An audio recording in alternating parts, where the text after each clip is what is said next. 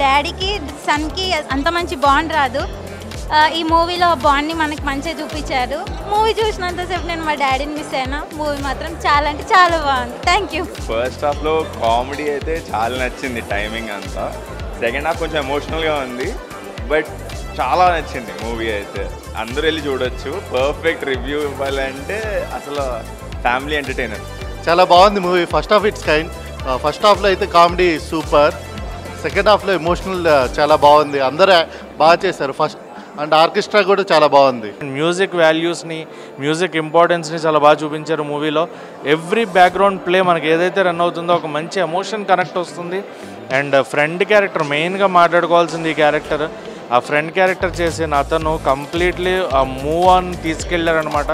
సినిమాని హీరోతో పాటు తన భుజాల పైన వేసుకున్నాడు అనిపించింది. తన క్యారెక్టర్కి మంచి అప్లాజ్ ఖచ్చితంగా వస్తుంది. అండ్ తన క్యారెక్టరైజేషన్ కూడా చాలా బాగుంది సినిమాలో. సరే నీ కదా మూవీ చూసాను. మూవీ అయితే చాలా బాగుంది. కామెడీ టైమింగ్ కానీ, హీరో యాక్టింగ్ కానీ, ఫాదర్ సెంటిమెంట్ అండ్ పేరెంట్స్ ఒక చిల్డ్రన్ని ఎలా సపోర్ట్ చేయాలో అలా సపోర్ట్ చేస్తున్నారు. అండ్ మీకు కనుక ఈ మ్యూజిక్ అయితే ఇంట్రెస్ట్ ఉందా అంటే ఈ సినిమా మీరు తప్పకుండా చూడాలి. ఈ సినిమా గురించి చెప్పాలంటే చాలా ఆర్గానిక్ మూవీ.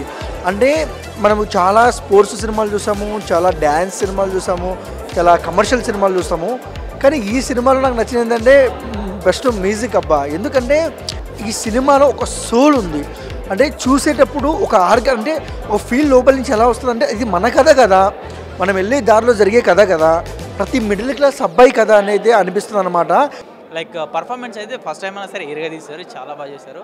మంచి ఎంటర్టైన్మెంట్, ప్రశాంతంగా ఒకసారి వచ్చి సినిమా చూడొచ్చు. లైక్ ఒక 2.5 hours అంటే లైక్ ఎక్కడ బోర్ కొట్టదు, ఓకే డన్ అన్నట్టుగా ఉంటుంది సినిమా అయితే. కొన్ని కామెడీ సీన్స్ అయితే అదిరిపోతాయి.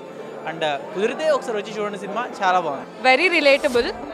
తెలుగు ఇండస్ట్రీలో మాత్రం really unique script because they focused on how if parents support their kids' dreams, how it makes a difference. So I really like that part. But for the music experience, you really need to watch it in the theater. And I also really liked the jokes. Okay, ఆర్కెస్ట్రాలో కూడా music అంటే మనం rap songs చూస్తాం, mass beat songs చూస్తాం, అట్లా అన్ని songs చూస్తాం. Orchestra కూడా ఒక మ్యూజిక్ పార్ట్ అని చెప్పి చాలా తక్కువ మంది తెలుస్తుంది. సో అదొకటి ఆర్ట్. అది ఆ ఆర్ట్ని తెలుగు మూవీస్లో చాలా తక్కువ మంది టచ్ చేశారు. ఈ మూవీతో టచ్ చేయడం అనేది నాకు చాలా ఇంట్రెస్టింగ్ అనిపించింది. క్లైమాక్స్లో మ్యూజిక్ మాత్రం నిజంగా ఎక్స్పీరియన్స్ చేయాలి థియేటర్లో. సో చాలా డీసెంట్ మూవీ, మంచి వైబ్ వచ్చింది.